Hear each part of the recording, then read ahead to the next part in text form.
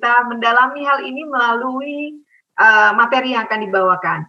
Oleh karena itu, dengan hormat, saya mengundang Direktur Kinerja ASN kepada Bapak Dr. Ahmad Slamet Hidayat, kami persilahkan. Bapak Direktur, the screen is yours.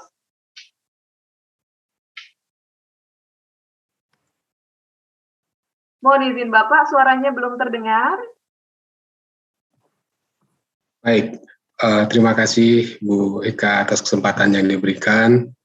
Yang terhormat Bapak Deputi Bidang Pembinaan Manajemen Kepegawaian Bapak Haryomo Dwi Putranto, yang kami hormati Kepala Kantor Regional 1 Yogyakarta, Ibu Anjaswari Dewi, yang kami hormati Kepala Kantor Regional 2 Surabaya, Bapak Heru Purwoko, yang kami hormati Kepala Kantor Regional 5 Jakarta, Ibu Yulia Leli, yang kami hormati para pejabat struktural, fungsional, dan seluruh hadirin yang mengikuti workshop kinerja di pagi hari ini. Selamat pagi, Assalamualaikum warahmatullahi wabarakatuh. Kami akan menyampaikan materi terkait dengan Permenpan 8 tahun 2021 tentang sistem manajemen kinerja. Permenpan 8 tahun 2021 ini merupakan ketentuan pelaksanaan dari PP 30 tahun 2019 tentang penilaian kinerja PNS.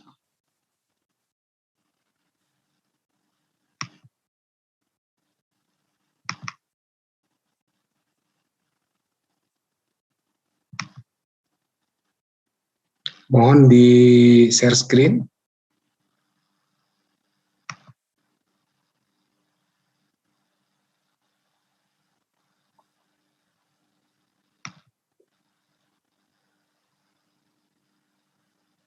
Jadi fokus pada pembahasan pada pagi hari ini lebih pada penyusunan SKP, sasaran kinerja pegawai, yang mana penyusunan SKP ini seperti yang tadi disampaikan oleh Bapak Deputi, di awal Juli kita sudah diwajibkan untuk menyusun SKP versi baru. Versi baru dimaksud adalah versi berdasarkan Permenpan 8 tahun 2021 tentang sistem manajemen kinerja.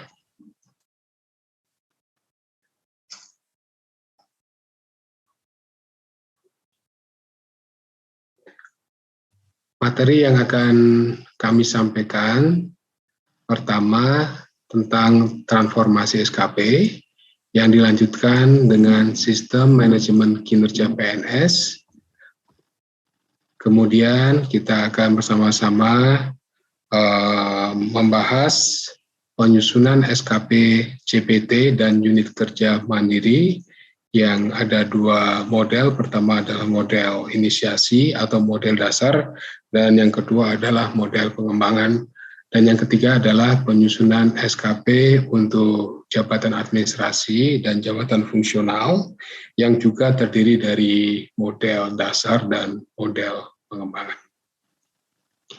Kenapa dikatakan transformasi? Karena ada perubahan yang sangat mendasar, terutama dari sasaran kerja pegawai menuju sasaran kinerja pegawai.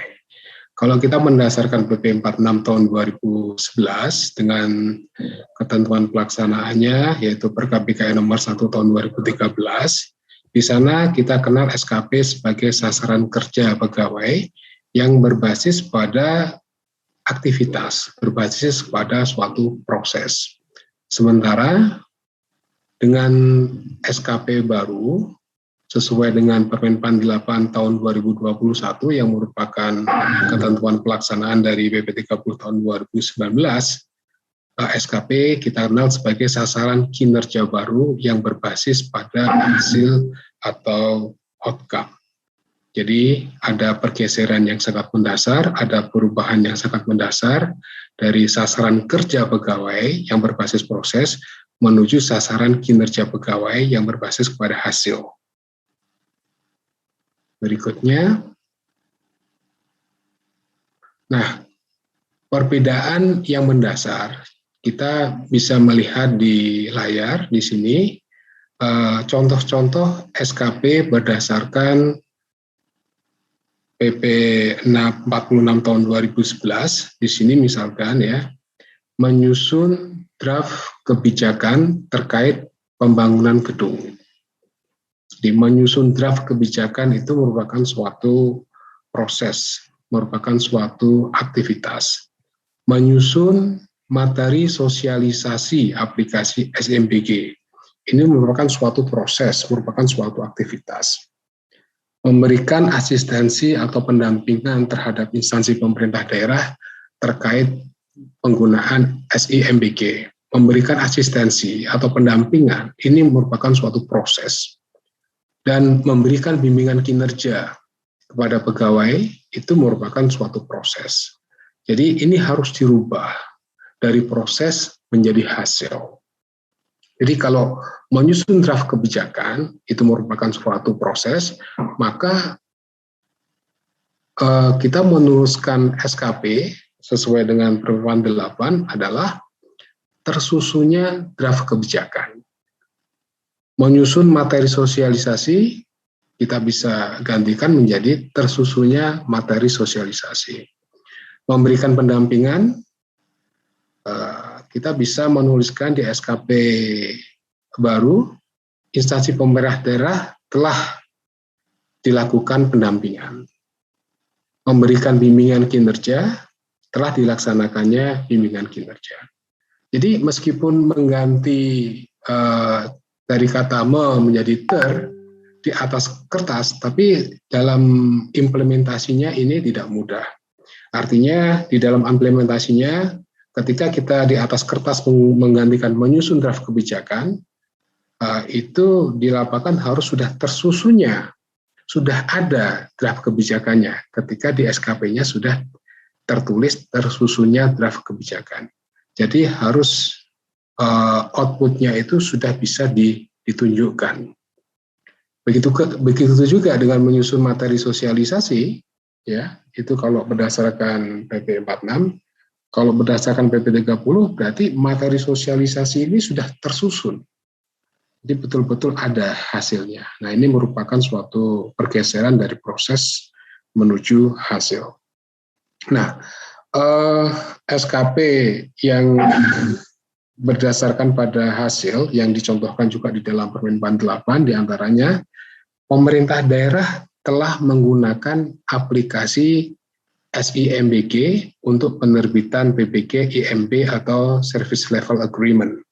Jadi Pemda itu telah menggunakan aplikasi. Ini merupakan contoh yang berbasis pada hasil. Kemudian hasil analisis kebutuhan biaya telah disampaikan tepat waktu. Nah, ini contoh dari SKP berbasis pada hasil. Kemudian permohonan bantuan teknis ya telah diproses dengan cepat dan akurat. Ini contoh SKP berbasis hasil dan telah tersedianya ide dan inovasi untuk mengembangkan fitur SIMBG. Jadi stressing di dalam Permen 8 tahun 2021 di dalam menyusun SKP ini harus didasarkan, harus difokuskan pada hasil. Nah, ini harus mengubah mindset ini dari proses menuju hasil. Sehingga pertanyaannya bukan apa yang akan Anda lakukan di setiap tahun, tapi lebih pada apa yang akan Anda kontribusikan, apa yang akan Anda hasilkan untuk mendukung ketercapaian target kinerja di unit. Dan kemudian target kinerja di unit itu akan implikasi pada ketercapaian target kinerja di organisasi. Baik, berikutnya.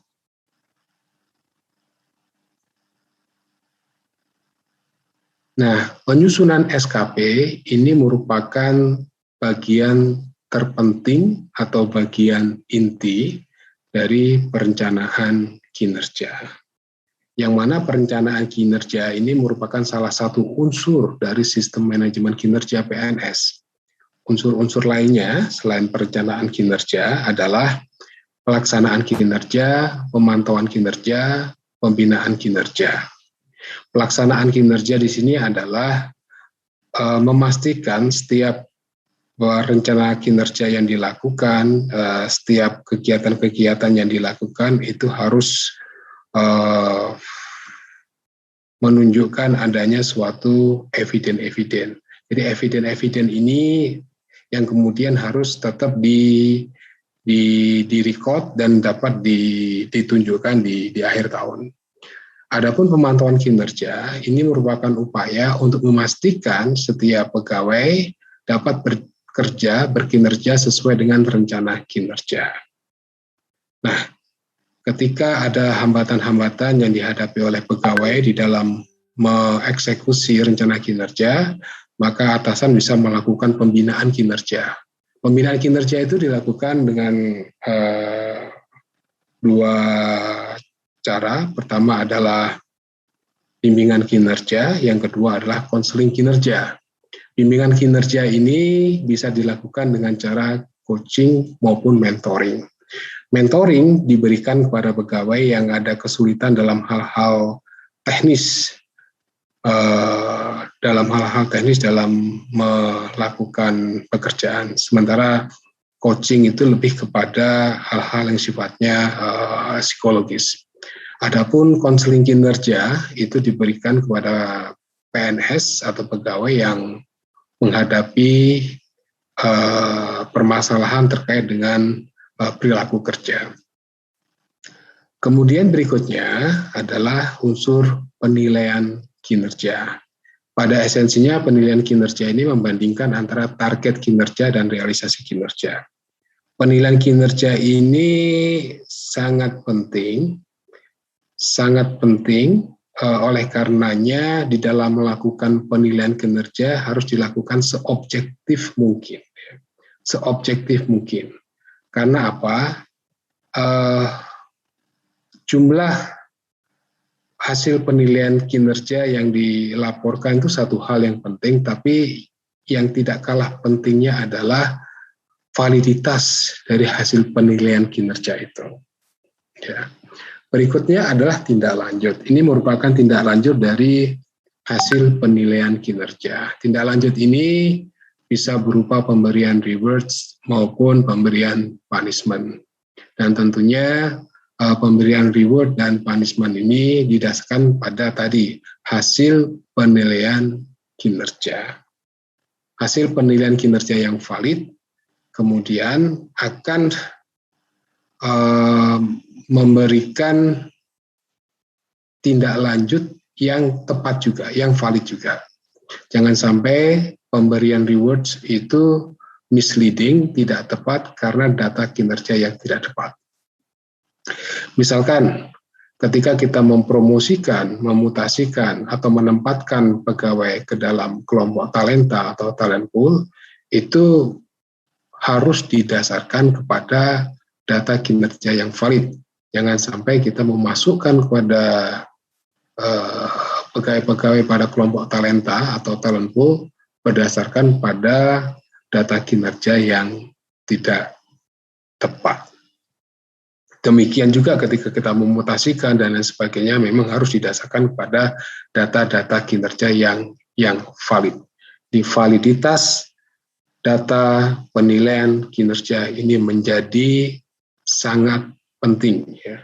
Oleh karenanya untuk mendapatkan data penilaian kinerja yang sangat valid ini, ya, itu harus dimulai dari awal. Jadi perencanaan kinerjanya juga harus tepat juga, ya. Bagaimana kita menyusun rencana kinerja, menetapkan indikator kinerja, menetapkan target-target kinerja itu menjadi penting juga. Jadi apa yang terjadi di dalam perencanaan kinerja ya itu akan berimplikasi kepada keseluruhan unsur-unsur manajemen kinerja. Artinya kalau perencanaan kinerjanya itu baik, maka kegiatan unsur-unsur manajemen kinerja lainnya dari pelaksanaan kinerja, pemantauan, pembinaan, penilaian, dan tindak lanjut akan cenderung baik. Dan sebaliknya, kalau perencanaan kinerja ini bermasalah, maka unsur-unsur manajemen kinerja hingga tindak lanjut kinerja akan bermasalah juga. Oleh karenanya saya kira perencanaan kinerja ini perlu juga diberikan perhatian yang cukup. Dan kalau kita lihat di Permenpan 8 tahun 2021 ya, muatan terkait dengan perencanaan kinerja ini sangat banyak, sangat komprehensif kalau dibandingkan dengan unsur-unsur manajemen kinerja yang lainnya. Nah, penyusunan rencana SKP ya, itu ada rencana penyusunan rencana SKP untuk pejabat pimpinan tinggi dan unit kerja mandiri, yang kemudian ada penyusunan rencana SKP pejabat administrasi dan pejabat fungsional. Tentunya dalam penyusunan rencana SKP ini yang merupakan inti dari perencanaan kinerja harus dilakukan secara berjenjang ya. Penyusunan rencana SKP untuk PPT, pejabat pimpinan tinggi, dan CA dan CF itu memiliki dua metode, memiliki dua model ya. Pertama adalah model dasar, yang kedua adalah model pengembangan.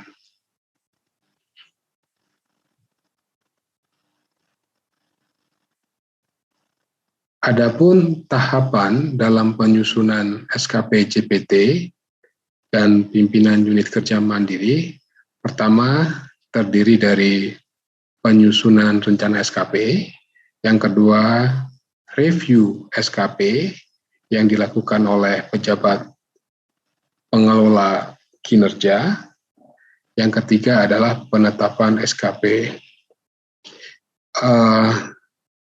Ada dua model, pertama adalah model dasar dan yang kedua adalah model pengembangan.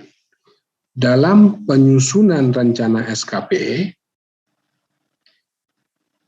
ada beberapa tahapan.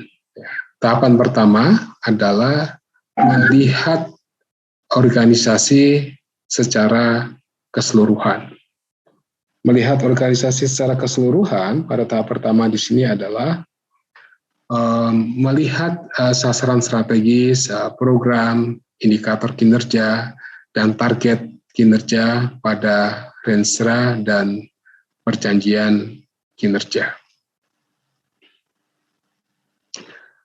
Melihat keseluruhan dokumen perencanaan ini, ya, jadi ada sasaran strategis, program, indikator kinerja, dan target kinerja ini dimaksudkan agar ada keselarasan ya antara sasaran strategis organisasi, sasaran strategis unit kerja, dan sasaran strategis di sasaran kinerja pegawai. Jadi ada keselarasan. Jadi apa yang dilakukan pegawai itu betul-betul terkoneksi dengan sasaran di unit kerja, dan sasaran di unit kerja itu betul-betul terkoneksi atau mendukung sasaran strategis organisasi. Kemudian menyusun rencana SKP. Jadi rencana SKP itu terdiri dari dua, pertama kinerja utama dan yang kedua adalah kinerja tambahan ya. Dan kinerja utama terdiri dari sasaran, kemudian indikator dan target kinerja. Kemudian terdiri dari direktif dan inisiatif strategis. Sedangkan kinerja tambahan terdiri dari development commitment dan community involvement ya. Development commitment ini merupakan komitmen atau kemauan, keinginan untuk meningkatkan kompetensi pegawai. Sementara community involvement ini merupakan keikutsertaan dalam kegiatan-kegiatan komunitas.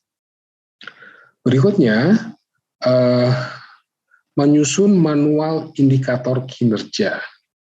Manual itu kan petunjuk ya atau penjelasan. Jadi, manual indikator kinerja itu artinya petunjuk yang menjelaskan indikator kinerja yang terdiri dari deskripsi rencana kinerja, indikator kinerja yang meliputi definisi, formula, mengukur indikator dan tujuan kinerja.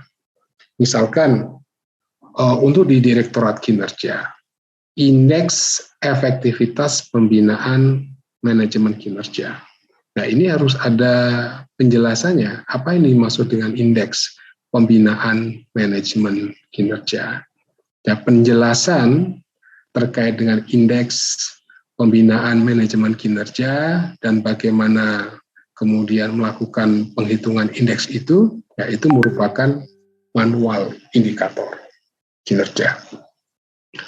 Kemudian untuk model pengembangan dari tahap 1 dan tahap 2 sama dengan tahapan pada proses penyusunan SKP model dasar, artinya diawali dengan melihat sasaran strategis, program, indikator kinerja, dan target pada rencana dan perjanjian kinerja, juga dilakukan penyusunan rencana SKP.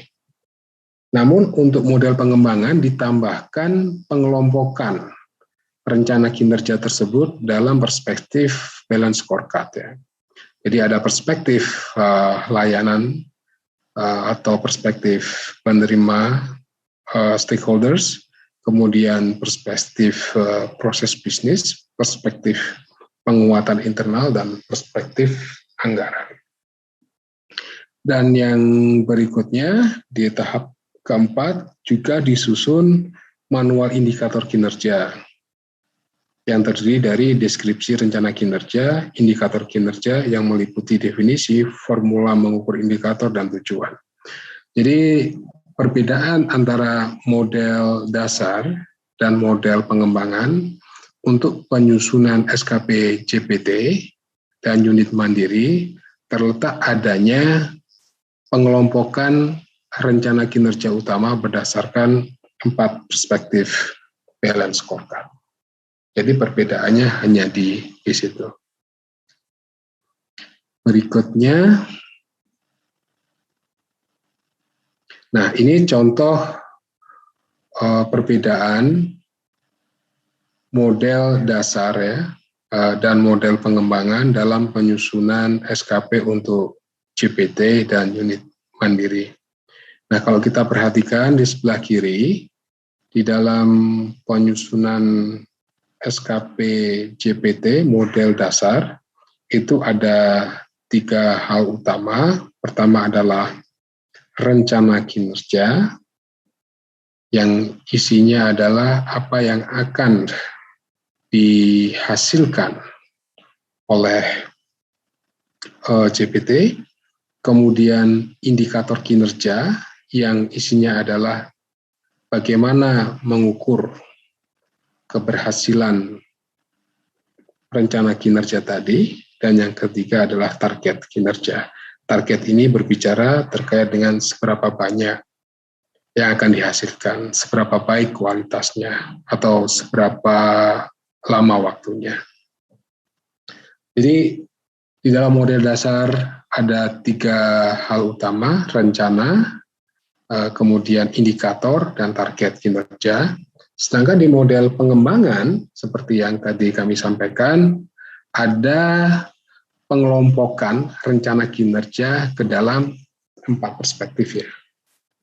Jadi di sini perbedaannya ada pengelompokan terhadap rencana kinerja itu dikelompokkan ke dalam 4 perspektif. Pertama, perspektif penerima layanan atau stakeholders. Yang kedua, perspektif proses bisnis. Yang ketiga, perspektif penguatan internal. Dan yang keempat adalah perspektif anggaran.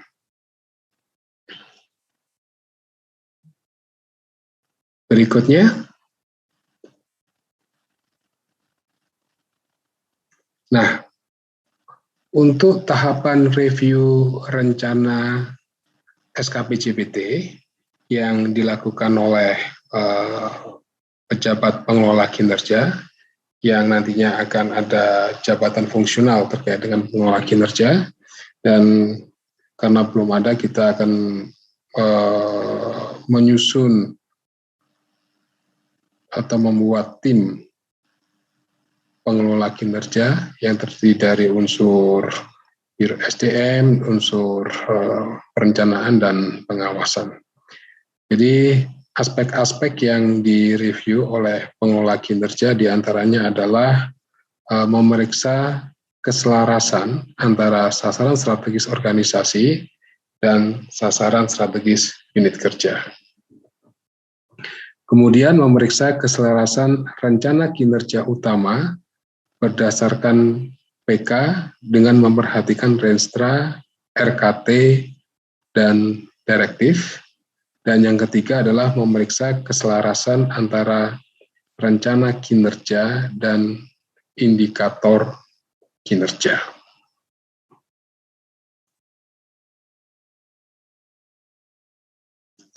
Tentunya harus tepat ya antara indikator-indikator yang dikembangkan, yang dirumuskan dengan rencana kinerjanya. Kalau misalkan meningkatnya efektivitas pembinaan manajemen kinerja, ya mungkin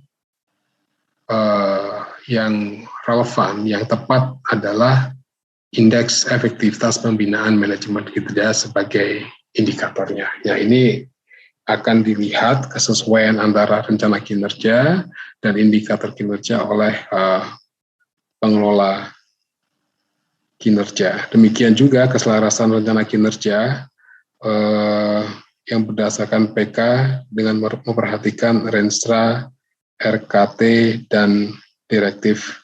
Apakah rencana kinerja yang disusun oleh JPT ini sesuai dengan PK ya, atau tidak? Dan PK yang dibuat itu tentunya harus sesuai dan memperhatikan sasaran strategis yang ada di Renstra, RKT, dan direktif atau penugasan dari pimpinan. Berikutnya,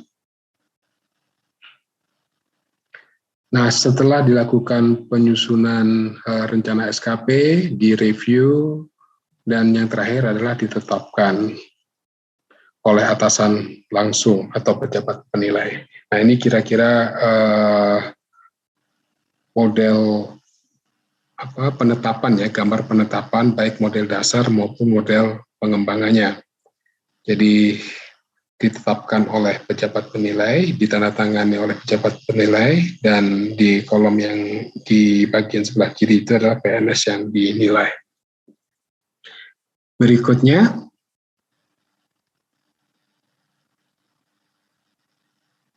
tahapan penyusunan SKP untuk jabatan administrasi dan jabatan fungsional. Ada beberapa tahapan, baik model dasar maupun model pengembangan. Pertama adalah penyusunan rencana SKP, yang kedua review SKP, dan yang ketiga adalah penetapan SKP.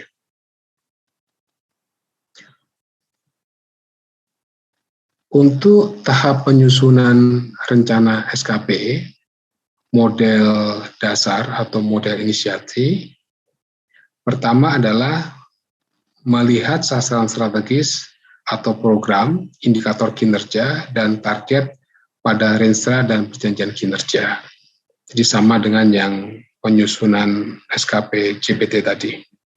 Yang kedua, yang membedakan dengan penyusunan SKP di JPT adalah membuat matrik pembagian peran dan hasil melalui dialog kinerja dengan metode cascading, baik direct maupun non-direct. Matrik pembagian peran dan hasil ini disusun untuk mengetahui apa peran dan kontribusi setiap pegawai yang ada di dalam unit kerja dalam mendukung capaian ketua tim yang ada di unit kerja, dan capaian-capaian ketua tim yang berupa intermediate outcome nantinya akan memberikan kontribusi terhadap ketercapaian target kinerja JPT-nya.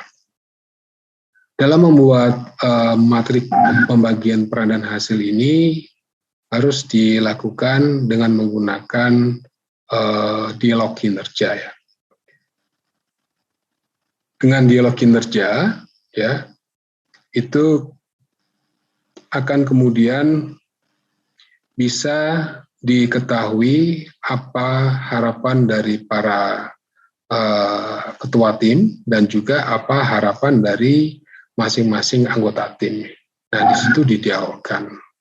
Yang intinya adalah setiap pegawai, setiap anggota tim memiliki pembagian peran dan hasil yang tentunya harus proporsional ya.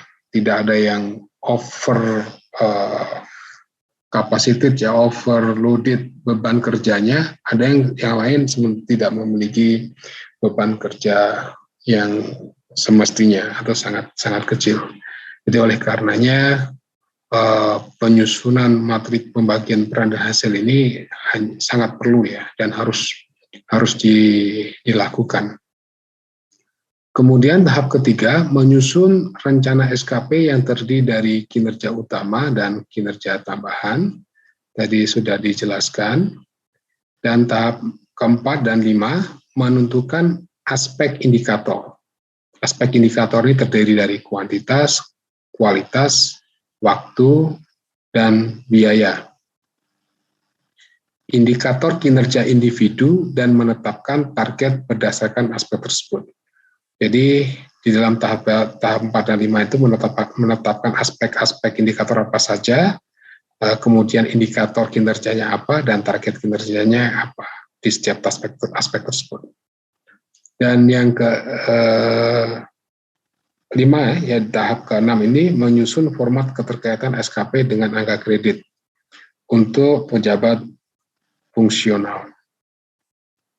Adapun tahapan penyusunan SKP model pengembangan terdiri dari 8 tahap ya, tahap 1 sampai tahap 5 itu sama dengan tahapan penyusunan SKP JAJF model dasar atau model inisiasi, ya, jadi sama dengan yang tadi saya sampaikan.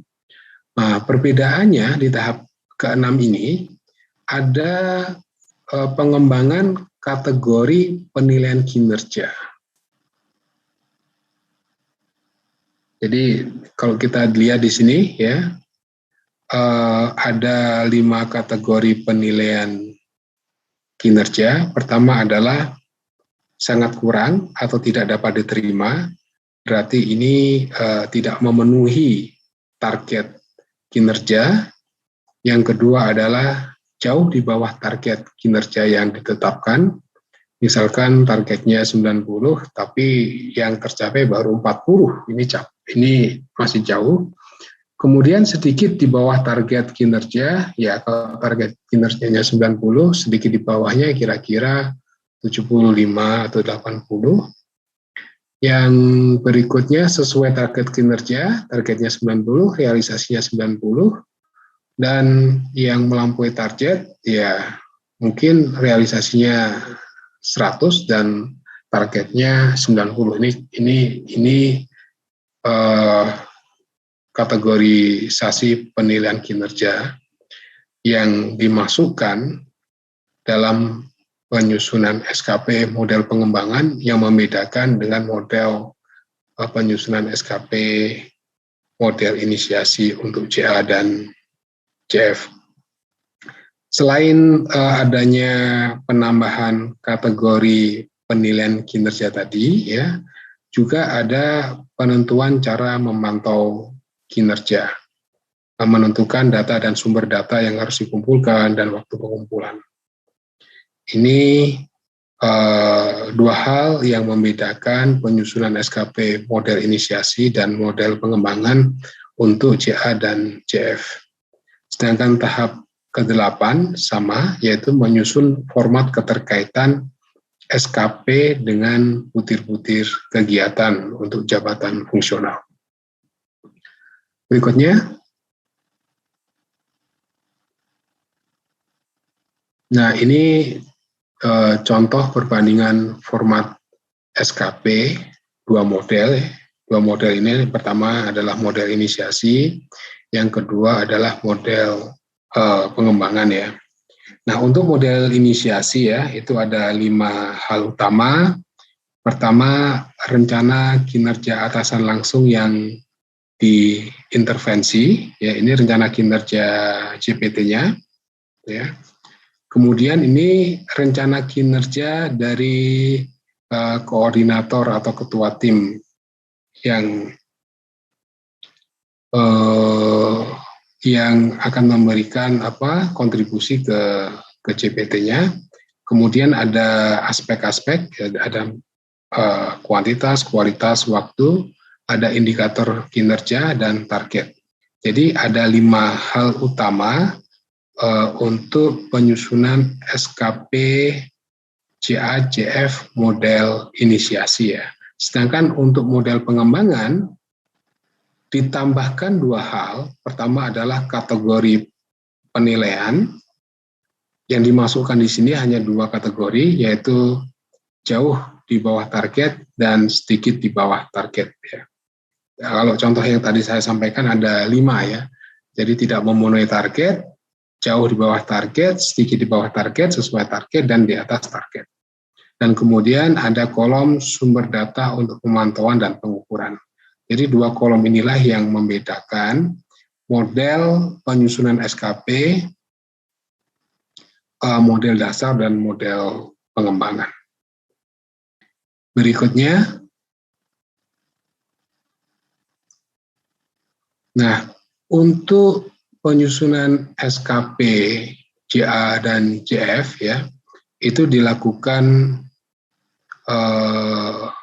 cascading dari JPT-nya ke koordinator atau ketua timnya. Dan metode cascading itu ada 2. Pertama adalah direct cascading, yang kedua adalah non-direct cascading.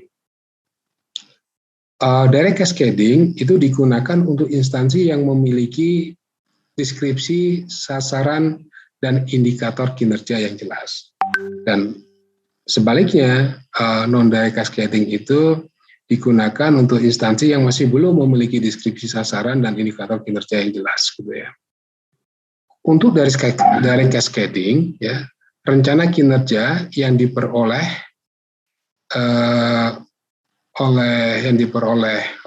koordinator itu langsung berkontribusi terhadap keberhasilan atau pencapaian target kinerja atasannya.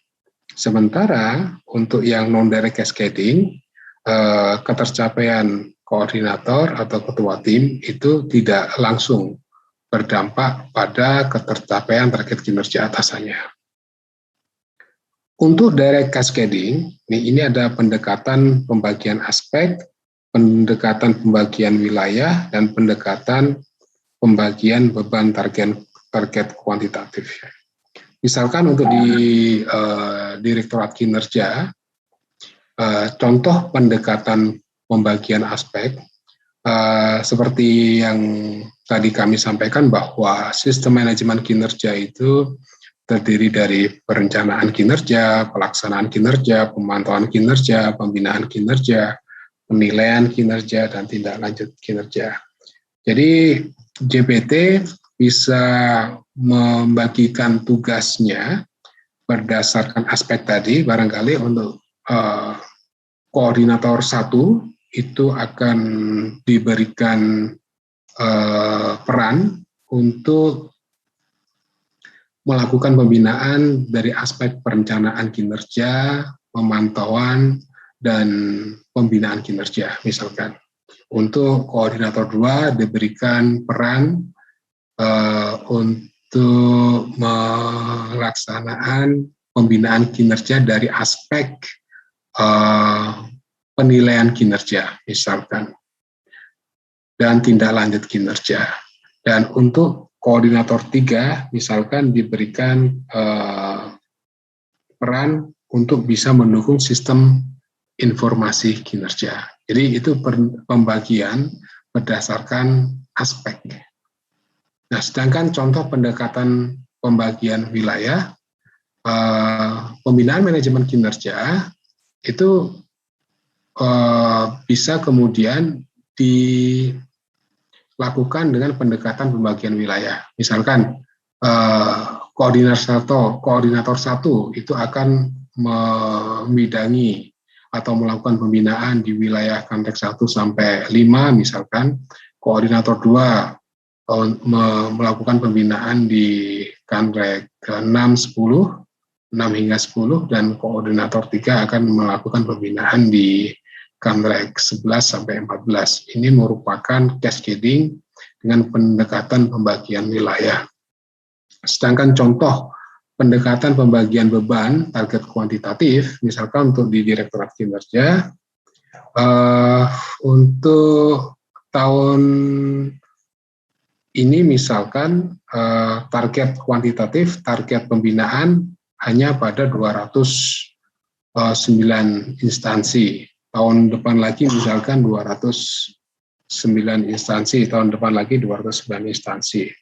209 instansi kali 3 berarti 627 instansi. Artinya keseluruhan instansi itu akan tercapai dalam waktu 3 tahun mendatang. Ini salah satu contoh pendekatan pembagian berdasarkan target kuantitatif. Nah, sedangkan non-direct cascading, tadi dikatakan bahwa ketercapaian oleh koordinator atau tim kerja itu tidak secara langsung berkontribusi kepada tercapainya target kinerja atasannya. Di sini adalah JPT.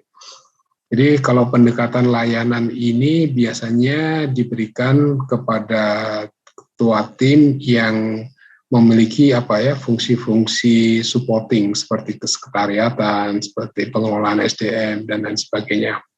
Jadi ketika kegiatan kesekretariatan itu berjalan baik, pengelolaan SDM itu baik, itu berkontribusi terhadap ketercapaian target atasannya, tapi kontribusinya tidak secara langsung ya. Surat menyurat berjalan lancar itu berkontribusi tapi tidak langsung. Kualitas SDM yang meningkat itu berkontribusi terhadap pencapaian target kinerja atasannya tapi tidak secara langsung. Demikian juga ya untuk pendekatan output ya, output antara. Itu memberikan kontribusi yang tidak langsung juga. Misalkan ketika atasan atau JPT ingin meningkatkan efektivitas pembinaan kinerja, kemudian mendelegasikan atau memberikan peran kepada koordinator atau tim kerjanya untuk melakukan kegiatan benchmarking kepada instansi-instansi yang berhasil dalam melakukan pembinaan apapun ya. Jadi metode pembinaannya itu bisa kita adopsi dan rekomendasi dari para koordinator yang telah melakukan benchmarking atau studi banding itu akan memberikan kontribusi terhadap ketercapaian target kinerja atasan. Tapi rekomendasi kebijakan berupa hasil benchmarking itu tentunya pengaruhnya tidak langsung terhadap capaian kinerja atasannya. Ini metode cascading yang dilakukan dengan dialog kinerja ya. Dialog kinerja, apa yang diekspektasikan oleh atasan, apa yang diekspektasikan oleh bawahan, didiskusikan di situ, dan supaya terjadi pembagian peran dan hasil yang proporsional. Berikutnya,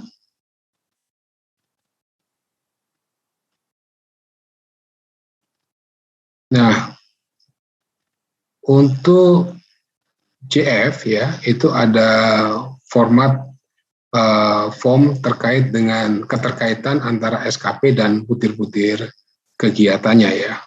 Nah, apa yang diverifikasi oleh tim penilai angka kredit?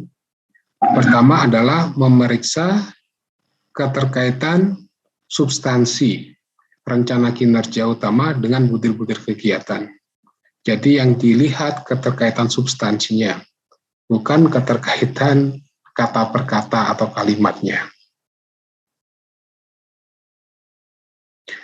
Kemudian apabila rencana kinerja utama tidak terkait dengan butir-butir kegiatan, maka rencana SKP diperbaiki dengan menambahkan rencana kinerja sesuai kinerja atasan dan butir kegiatan. Intinya di sini adalah ketika butir-butir kegiatan yang akan dilakukan oleh JF itu tidak memadai, atasan bisa memberikan suatu penugasan direktif yang kemudian dengan adanya direktif penugasan itu dicarikan butir-butir kegiatan yang relevan sehingga para jabatan fungsional memiliki angka kredit yang dipersyaratkan.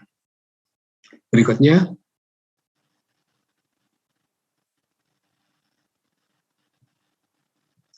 untuk tahapan review rencana SKP untuk JA dan JF, aspek yang direview oleh pengelola kinerja pertama adalah keselarasan kinerja pegawai dengan kinerja atasan langsung, tim kerja, unit kerja, dan organisasi.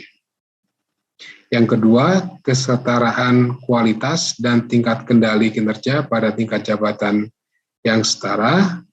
Dan yang ketiga adalah ketepatan penentuan aspek-aspek indikator dan indikator kinerja individu pada setiap rencana kinerja. Ini merupakan aspek-aspek yang direview oleh pengelola kinerja. Berikutnya,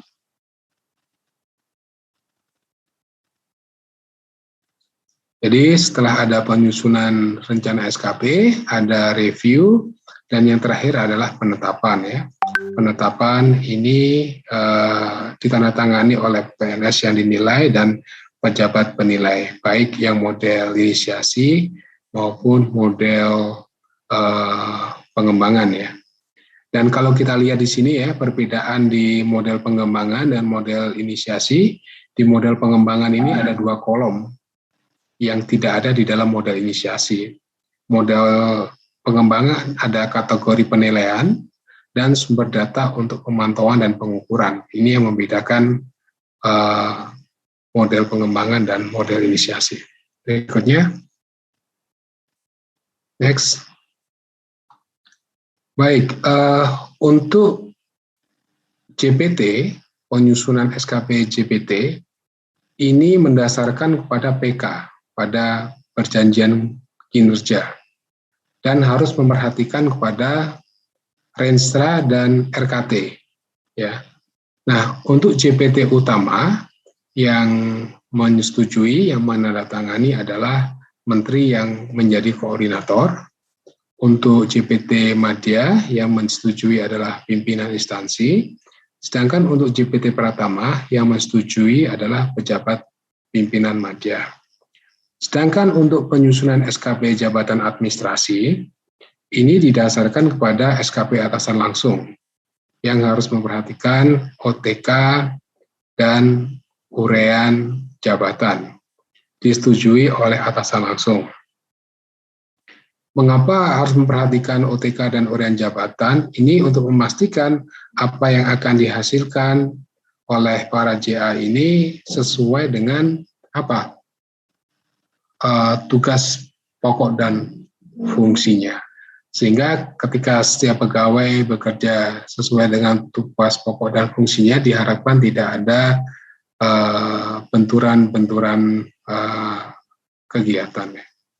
Berikutnya, untuk jabatan fungsional, penyusunan SKP didasarkan kepada SKP atasan langsung dan target organisasi yang harus memperhatikan RKT, PK, OTK, urean jabatan, dan tentunya yang sangat membedakan adalah harus memperhatikan butir-butir kegiatan dan disetujui oleh atasan langsung.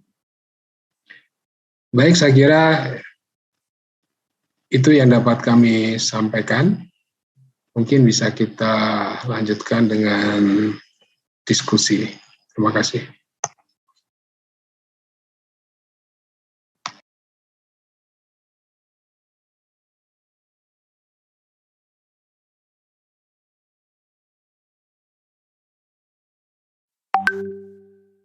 Terima kasih Bapak Direktur untuk pemaparannya. Kita masih ada waktu, Bapak.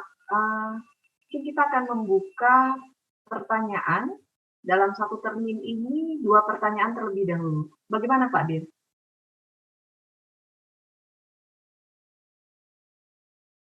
Mohon maaf Pak, suaranya tidak terdengar.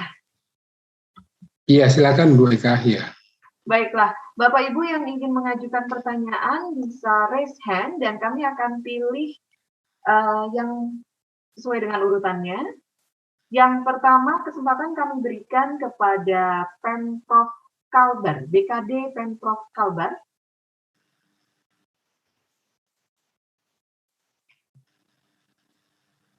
Silakan.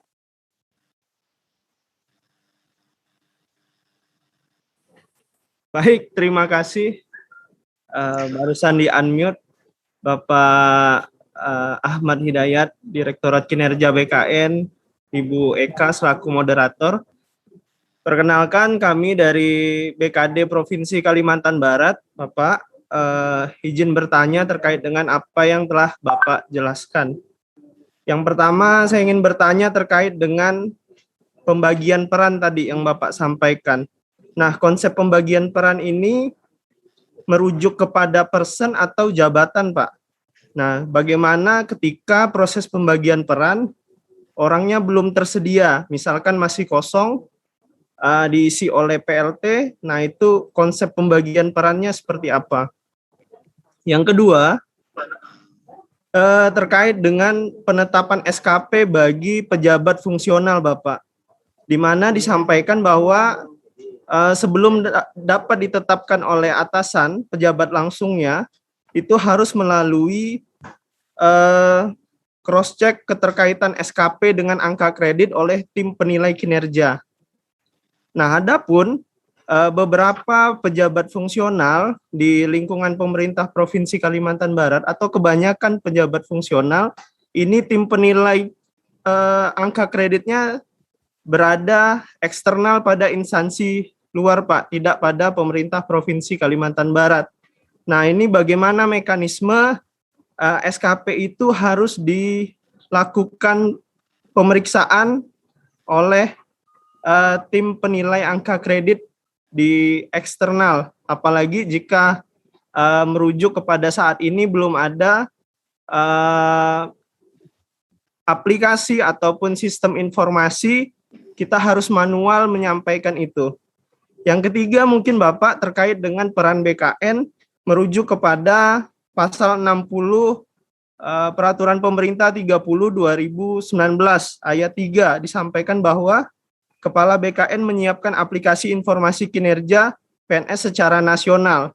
Harapan kami Bapak dari pemerintah daerah ini dapat segera diwujudkan karena melihat pada mekanisme sistem informasi kinerja yang tadi disampaikan begitu complicated, begitu kompleks, yang mana jika itu dilakukan secara manual maka memerlukan effort yang lebih, tidak hanya bagi pengelola manajemen kinerja di BKD Provinsi Kalimantan Barat, tapi juga person to person PNS di lingkungan Pemprov Kalbar, Bapak, yang mana tersebar di seluruh wilayah Kalimantan Barat, terluas ketiga se-Indonesia, yang tidak hanya berada di perkotaan, juga berada di pegunungan wilayahnya.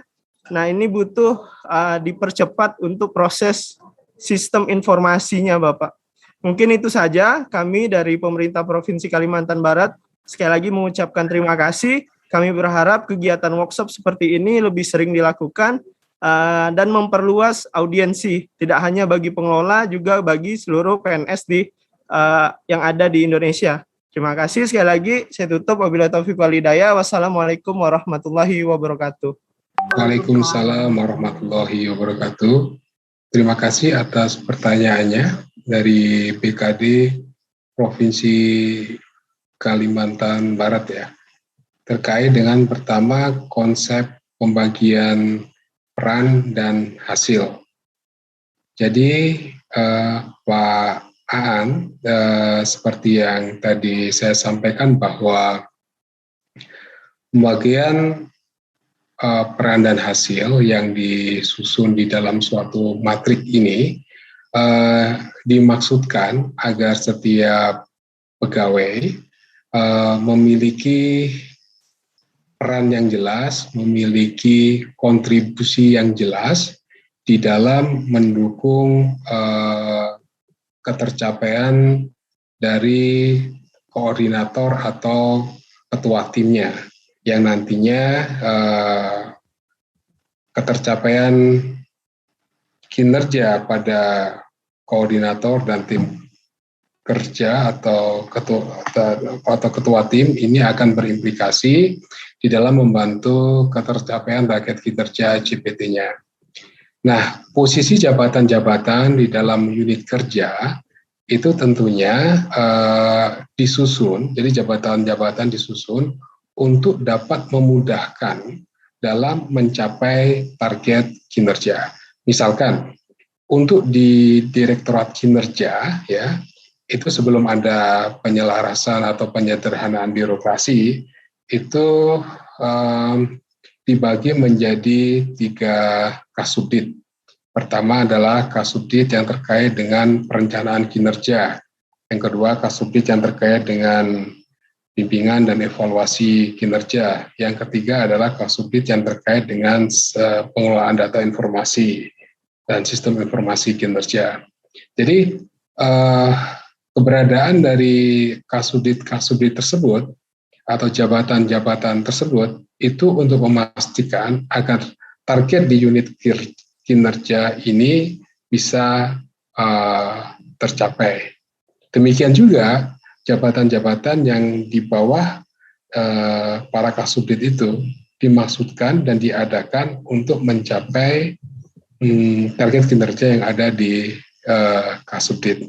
Nah, kalau ada misalkan PLT misalkan, jadi PLT juga dimasukkan ke dalam matrik pembagian peran dan hasil. Perlu dimasukkan di situ.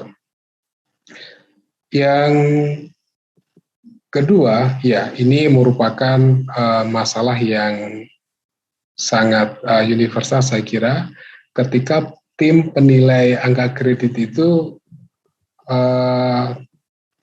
tidak mudah diakses ya, tidak mudah mungkin karena tempatnya sangat berjauhan. Nah, ini memang amanat dari Permen 8 tahun 2021 yang harus kita lakukan, bahkan bahwa untuk jabatan fungsional harus ada review dari tim penilai angka kredit dari aspek keterkaitan butir-butir kegiatan dan rencana kinerjanya. Ini merupakan permasalahan, Pak. Tentunya dengan adanya aplikasi, dengan adanya sistem informasi kinerja, barangkali nanti itu bisa memudahkan adanya koordinasi dan review yang dilakukan oleh tim penilai angka kredit. Dan sesuai dengan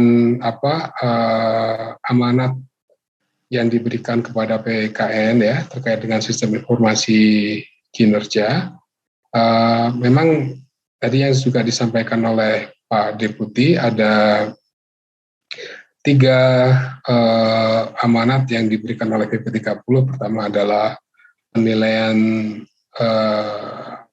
dengan menggunakan pendekatan 360 derajat melalui survei tertutup. Yang kedua adalah pemeringkatan kinerja, dan yang ketiga adalah pengelolaan data dan informasi hasil penilaian kinerja.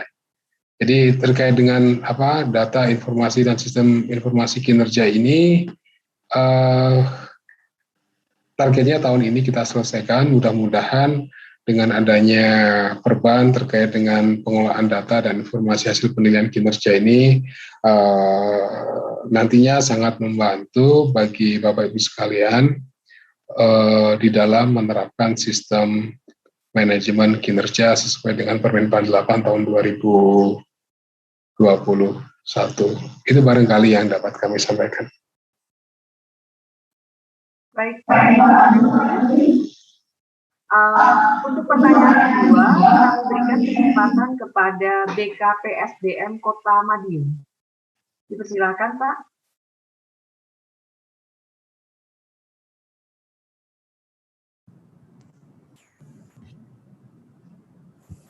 Oke, terima kasih. Assalamualaikum. Bingung, Mas. Mohon izin bertanya. Mohon izin, Pak, suaranya bisa agak sedikit lebih keras, Pak. Iya, jelas Bu ya? Bisa diterima dengan baik, tapi agak kecil, Pak. Agak kecil ya, sebentar.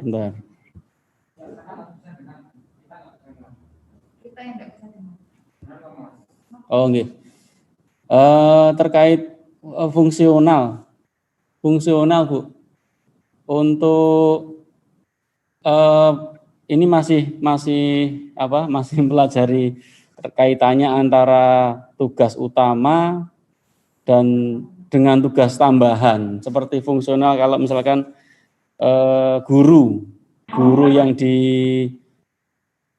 sekolah dasar, misalkan dia diberi tugas sebagai pengelola keuangan, itu tugas tambahan dia direct juga kan tugasnya misalkan dari kepala sekolah atau dari dinas.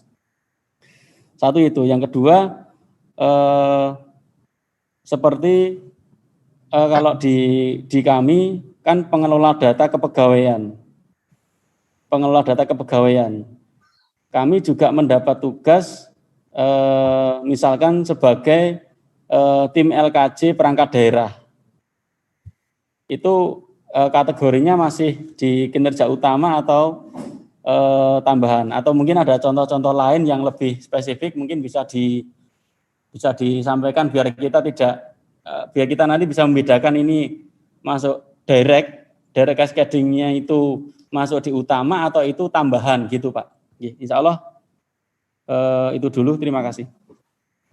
Terima kasih Bapak Rahmat dari BKPSDM Kota Madiun. Kami persilakan Pak Ahmad. Baik, terima kasih Pak Rahmat atas pertanyaannya dari BKPSDM Kota Madiun terkait dengan kinerja utama dan kinerja tambahan. Jadi apa-apa yang dimaksudkan dalam kinerja utama tentunya harus sesuai dengan tugas pokok dan fungsi ya. Di dalam kinerja utama di situ ada sasaran strategis, ada direktif ya. Direktif itu penugasan yang diberikan oleh atasan dan bisa inisiatif strategis ya. Jadi kalau ada penugasan dari atasan yang sesuai dengan tugas pokok dan fungsi, itu dimasukkan ke dalam kinerja utama. Nah, sedangkan kinerja tambahan itu hanya berupa dua hal. Pertama adalah development commitment atau komitmen untuk mengembangkan kompetensi, dan yang kedua adalah community involvement, keterlibatan dalam kegiatan sosial, misalkan keterlibatan di dalam penanganan COVID atau keterlibatan sosial lainnya. Jadi jelas ya Pak, jadi untuk tambahan hanya ada dua, yaitu community involvement dan development commitment. Sedangkan kalau ada penugasan, ya itu dimasukkan di dalam kinerja utama.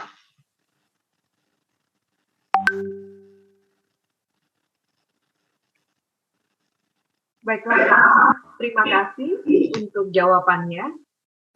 Animo untuk bertanya sangat tinggi ini Bapak. Mohon izin, apakah ada kendala sinyal, Bapak Direktur?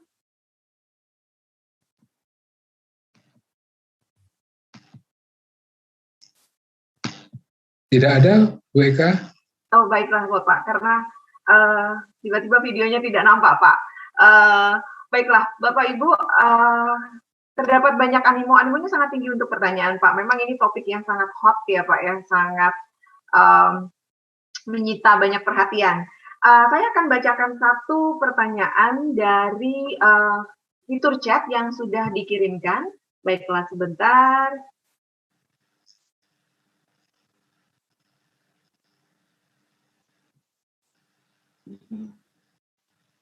Yang terbaru dari Pemkab Mojokerto sepertinya ini, dan sebenarnya ini hampir sama dengan pertanyaan dari Pemkab Trenggalek. Mohon izin Bapak dijelaskan kapan kita menggunakan SKP model dasar dan kapan kita menggunakan SKP model pengembangan. Kemudian ditambahkan sebagai dasar penyusunan pengelompokan instansi yang mana atau yang bagaimana yang harus menyusun SKP secara dasar atau pengembangan. Begitu Pak Direktur. Kami berikan kesempatan untuk menanggapi, Pak. Baik, terima kasih atas tanggapannya dan pertanyaan dari Pemkab Mojokerto yang pertanyaannya juga mirip dengan Pemkab Trenggalek. Jadi instansi yang sudah menerapkan sistem manajemen kinerja itu diwajibkan atau bisa menggunakan penyusunan SKP dengan model pengembangan, gitu ya. Jadi instansi yang belum menerapkan sistem manajemen kinerja itu masih bisa menggunakan model inisiasi atau model dasar. Adapun kewajiban bagi setiap instansi untuk menggunakan model pengembangan itu di awal tahun 2023. Jadi harus sudah menggunakan model pengembangan. Jadi untuk tahun 2021, tahun 2022 ini sebenarnya masih opsional ya, opsional bagi seluruh instansi, masih opsional. Nanti di tahun 2023 sudah mandatori untuk menggunakan model pengembangan.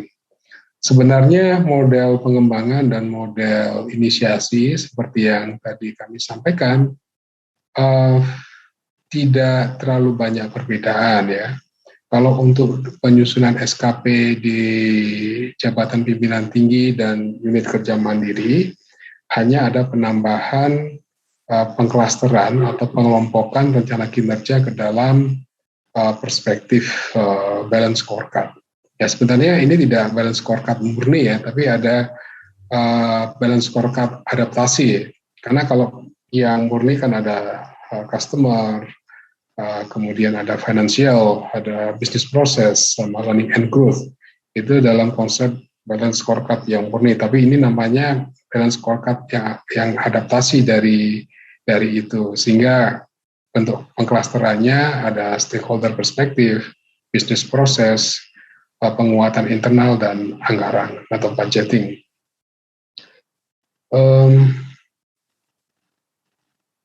Nah, sedangkan untuk penyusunan SKP, JA dan JF, perbedaannya ada dua. Pertama adalah adanya kategorisasi penilaian.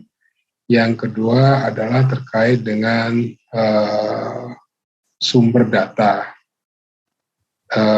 Kalau kategorisasi penilaian tadi saya sampaikan bahwa ya ada target jauh di bawah target kinerja, pencapaiannya ada pencapaian yang sedikit, ada yang sesuai, ada yang melebihi target kinerja, dan ada yang sama sekali tidak mencapai. Jadi ada 5 kategorisasi penilaian. Jadi sebenarnya penambahannya atau perbedaan antara model inisiasi dan model pengembangan tidak terlalu signifikan. Saya kira itu yang dapat kami sampaikan. Baik, terima kasih Pak Direktur. Semoga dapat memperjelas pertanyaan dari Bapak Ibu yang tadi sudah disampaikan. Kemudian satu lagi Bapak dari kolom chat, ini dari pemerintah Kota Blitar. izin bertanya, ketika kita yang di Pemda, eselon 4 belum ditetapkan dan belum dilantik sebagai fungsional, bagaimana penyusunan SKP-nya? Apakah menganut pada kelompok CPT atau kelompok fungsional? Mohon petunjuknya Bapak. Kemudian yang kedua masih dari Pemkot Blitar, ketika di daerah masih banyak staf-staf yang masuk ke dalam kategori fungsional umum, bagaimana cara penyusunan SKP-nya? Waktu dan tempat dipersilakan, Pak.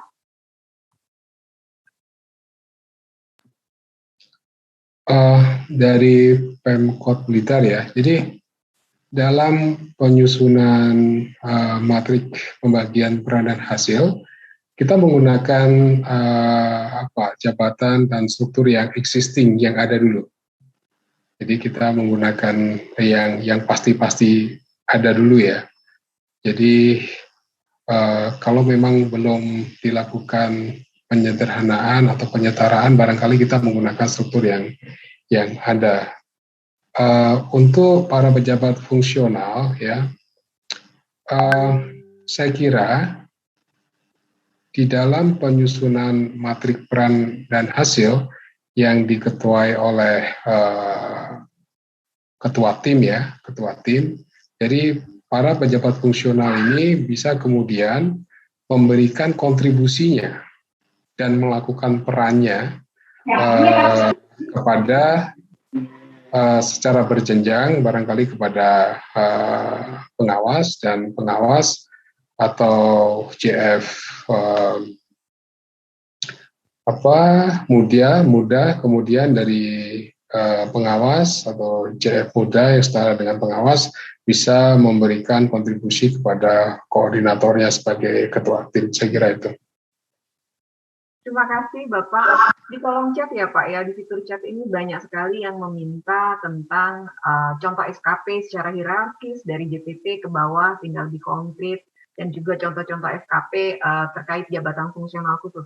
Bapak Ibu ditahan dulu animonya karena nanti kita akan masuk pada breakout room. Di dalam breakout room akan diberikan contoh praktek penyusunan SKP beserta dengan formatnya. Oleh karena itu, mohon Bapak Ibu dapat mengganti nama pada akun Zoom Bapak Ibu sesuai dengan format yang telah kami berikan sebelumnya.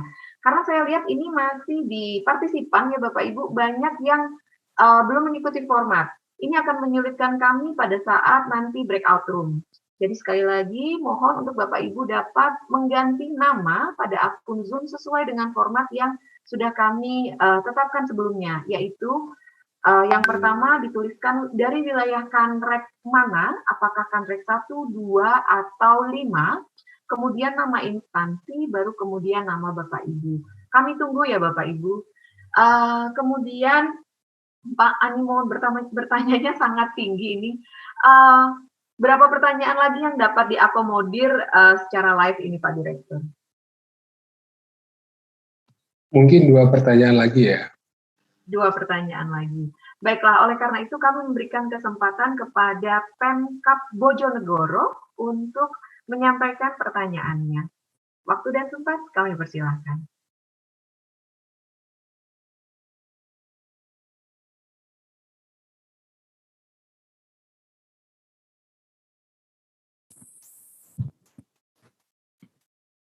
Terima kasih.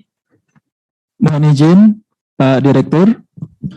Nama saya Agus Fitriadi dari BKPP Kabupaten Bojonegoro.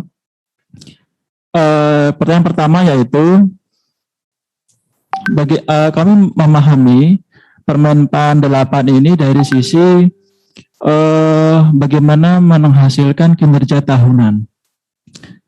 Kami kesulitan ketika kinerja tahunan ini kami beri kinerja bulanan, yang mana kinerja bulanan itu rencana kami akan dijadikan sebagai tolak ukur dalam pemberian TPP di Kabupaten Bojonegoro.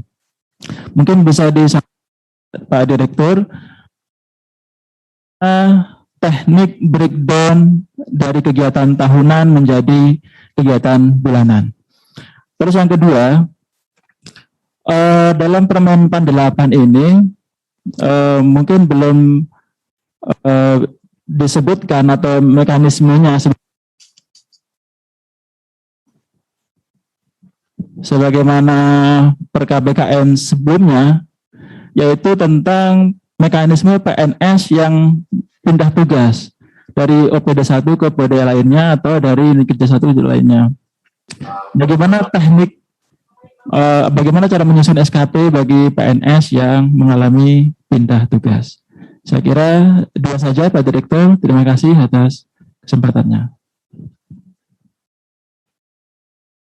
Baik, silakan Pak Direktur.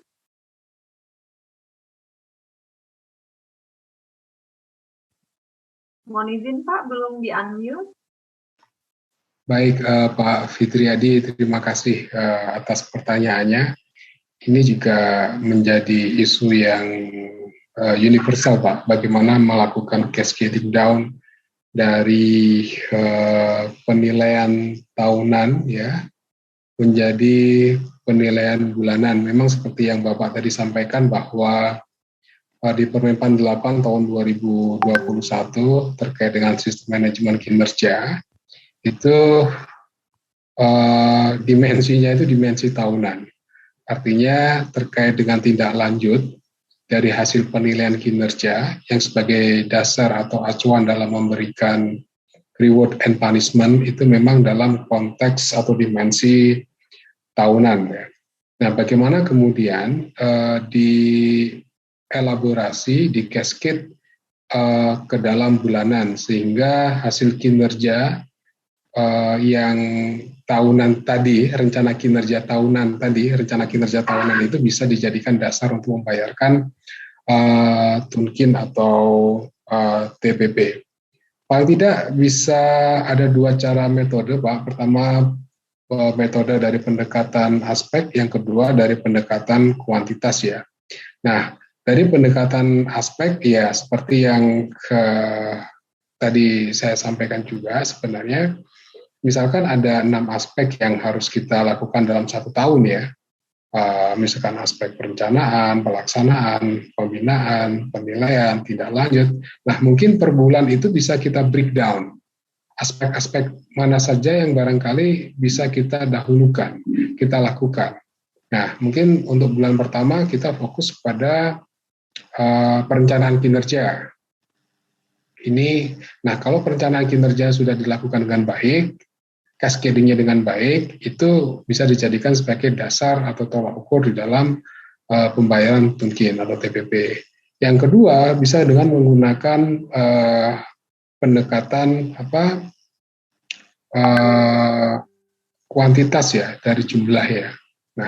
Nah kalau jumlahnya misalkan 626 instansi, barangkali bisa di breakdown ke dalam 12 bulan. Jadi sekian ya 600 bagi 12 sekian. Jadi itu merupakan beberapa metode barangkali membreakdown dari tahunan ke dalam bulanan.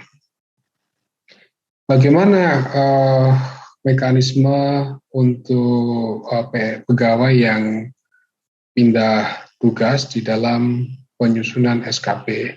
Memang setiap pegawai yang pindah tugas atau pindah unit atau pindah instansi diwajibkan menyusun SKP baru. Nah, tentunya seperti yang ada di Permenpan 8, jadi pegawai tersebut mengusulkan adanya rencana penyusunan SKP yang baru, disampaikan kepada pimpinan unit yang baru, yang barangkali nanti akan diadakan proses penyusunan matrik peran dan hasil untuk mengetahui kira-kira apa peran dan kontribusi yang akan diberikan oleh pegawai yang baru tersebut. Saya kira nanti secara jelas detail bisa direview kembali di dalam Permenpan terkait dengan tahapan tersebut. Terima kasih Pak Direktur untuk tanggapannya dan penjelasannya. Semoga dapat menjawab pertanyaan dari Pemkab Bojonegoro. Baiklah, pertanyaan yang terakhir, kesempatan kami berikan kepada Pemkab Lamongan. Apakah Pemkab Lamongan mungkin terkendala dengan jaringan? Oh, baik, sudah ada. Silakan Ibu. Waktu dan tempat kami persilakan.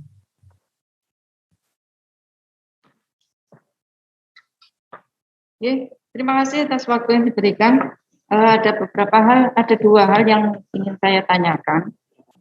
Yang pertama terkait dengan tadi ada kinerja tambahan yang perlu yang saya tanyakan kaitannya dengan kinerja tambahan ini, batasan atau kriteria dari kinerja tambahan itu seperti apa? Apakah itu di luar tupoksi ataukah masih di dalam tupoksi yang bersangkutan? Itu yang pertama. Kemudian yang kedua, terkait dengan mekanisme penilaian untuk kinerja pegawai ASN, ini ada dua metodologi ada dua yang dinilai, SKP sama perilaku. Kalau kami melihat tadi betapa rumitnya untuk penilaian itu dilaksanakan, yang kami tanyakan, satu, jelas nanti itu membutuhkan waktu yang lama, pertama. Karena yang menilai ini harus memahami betul kaitannya dengan kinerja, target indikator, renstra, dan seterusnya. Kemudian yang kedua, batas waktu, apakah kita diberikan batas waktu untuk memberikan penilaian itu, dan kemudian teknisnya seperti apa kita untuk memberikan penilaian tersebut. Terima kasih. Terima kasih Ibu Sofia. Pertanyaannya terdapat dua pertanyaan. Bapak Ahmad, waktu dan tempat kami persilakan.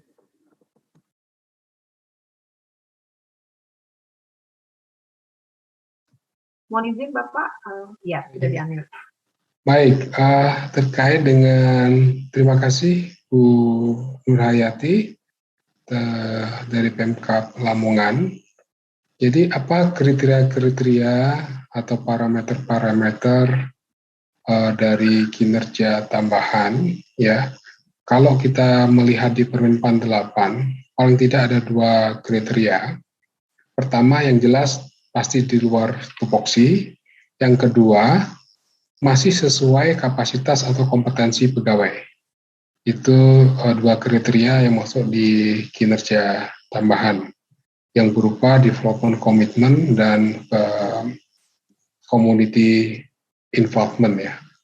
Jadi kayak ketika kita melakukan kegiatan-kegiatan sosial itu pastinya tentunya tidak masuk di dalam tupoksi. Yang kedua, memang di dalam penyusunan renstra dan penilaiannya, penyusunan SKP ini harus mengacu pada renstra, PK, OTK, dan lain sebagainya. Memang ini sangat komprehensif ya, atau mungkin agak complicated. Namun ini perlu dilakukan untuk memastikan tadi keselarasan antara sasaran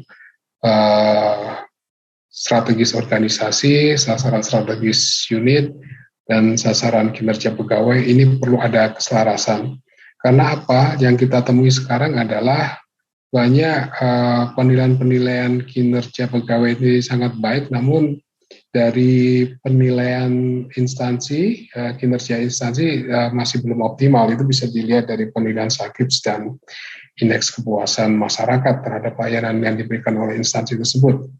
Jadi oleh karenanya meskipun itu agak banyak yang dilakukan di dalam penyusunan SKP, tapi saya kira perlu dilakukan. Demikian juga dengan proses penilaiannya, itu juga memiliki beberapa tahap. Kalau tidak salah ada 4 tahap yang harus dilalui. Itu cukup complicated, tapi perlu dilakukan. Jadi akhir dari bulan Januari itu penilaian itu harus sudah ada.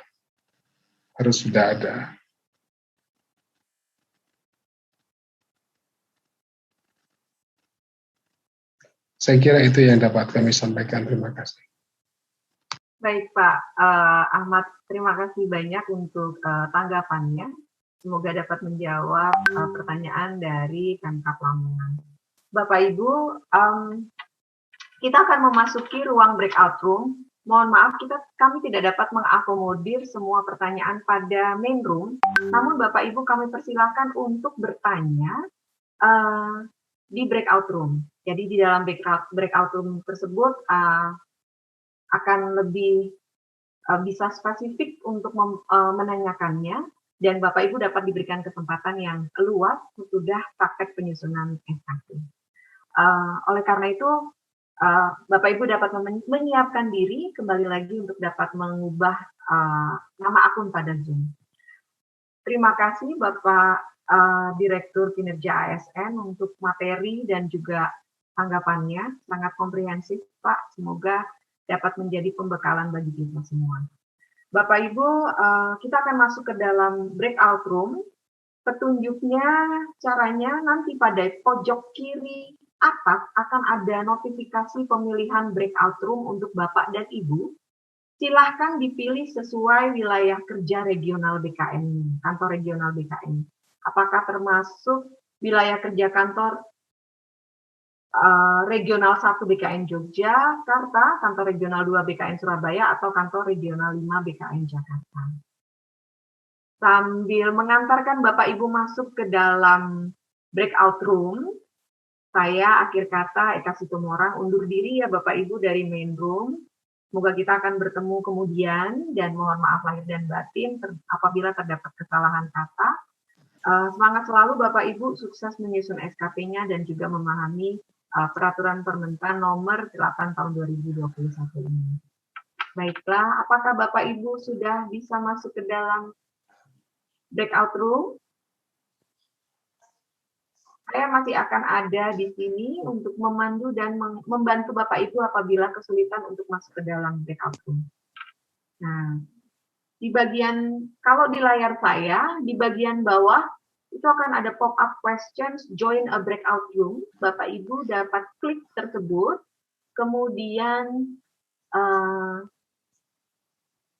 pilih yang di bold Bapak Ibu, yang sudah di bold, masuk ke kantor regional 1, 2, atau 5.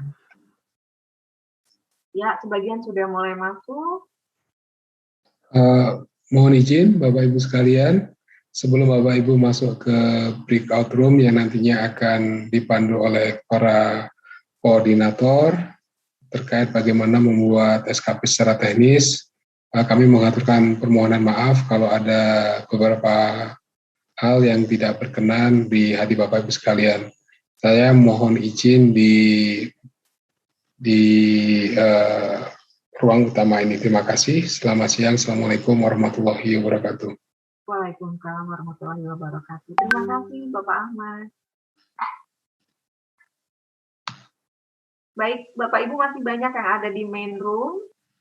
Bapak Ibu dapat klik di bagian bawah breakout rooms, kemudian join. Yang pertama akan muncul kantor regional 1 BKN Yogyakarta. Bapak Ibu scroll ke bawah apabila masuk di kantor regional yang lainnya.